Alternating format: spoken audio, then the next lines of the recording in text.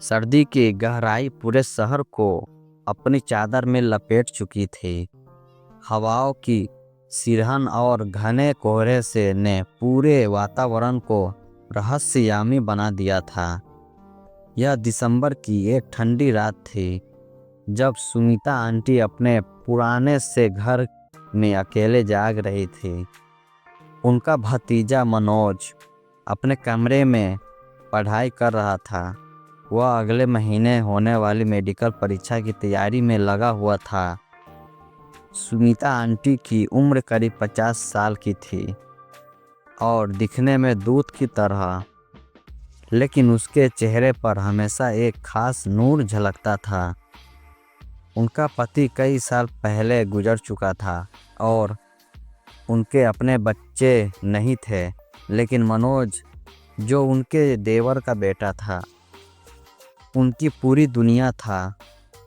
जब मनोज के माता पिता का एक हादसे में निधन हुआ तो सुनीता आंटी ने उसे अपनी गोद में ले लिया और उसकी परवरिश एक माँ की तरह की। मनोज को जब से होश संभाला था, उसने सुनीता आंटी को अपनी माँ की जगह देखा। आंटी ने न केवल उसकी पढ़ाई का ख्याल रखा, बल्कि उसकी हर छोटी बड़ी ज़रूरत को पूरा करने में अपनी पूरी जान लगा दी।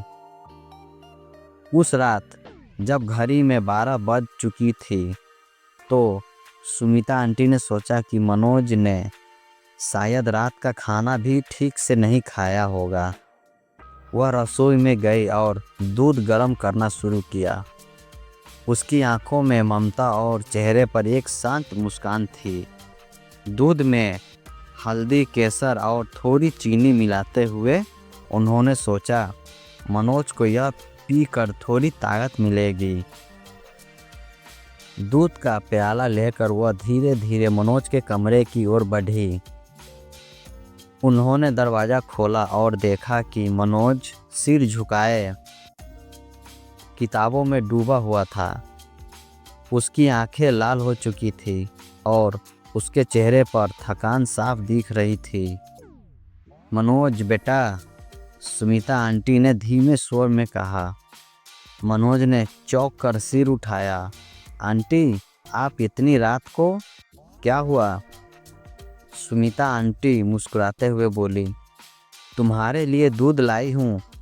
इतनी ठंड में खाली पेट पढ़ाई करोगे तो बीमार पड़ जाओगे। मनोज ने मुस्कुराते हुए प्याला लिया। आंटी, आप सच में मेरी माँ से भी बढ़कर है।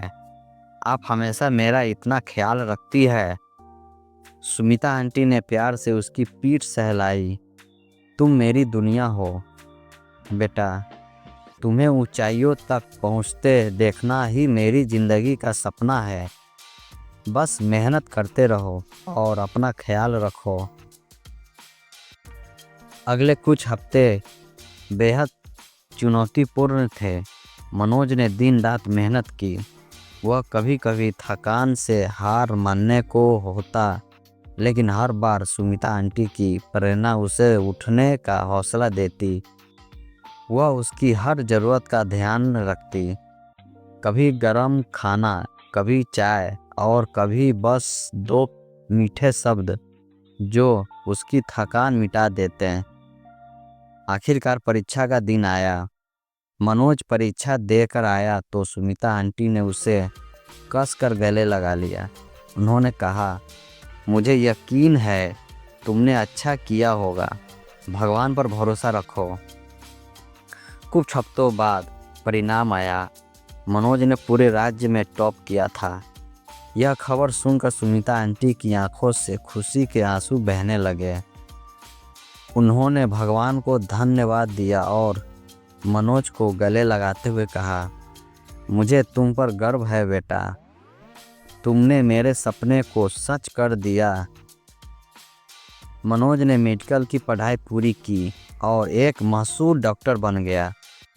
उसने गांव लौटकर एक अस्पताल खोला, जहां गरीबों का मुफ्त इलाज होता था। अस्पताल का नाम सुनीता क्लिनिक रखा गया। अस्पताल के उद्घाटन के दिन मनोज ने सुनीता आंटी का हाथ थामकर कहा, आंटी, जो कुछ भी आज मैं हूँ वह सिर्फ आपकी बदौलत हूँ। आपने मुझे अपना प्यार, समय और समर्पण दिया। यह अस्पताल आपकी ममता और त्याग का प्रतीक है। सुमिता आंटी की आंखों में गर्व और खुशी के आंसू थे। उन्होंने कहा, तुम मेरी सबसे बड़ी दौलत हो मनोज।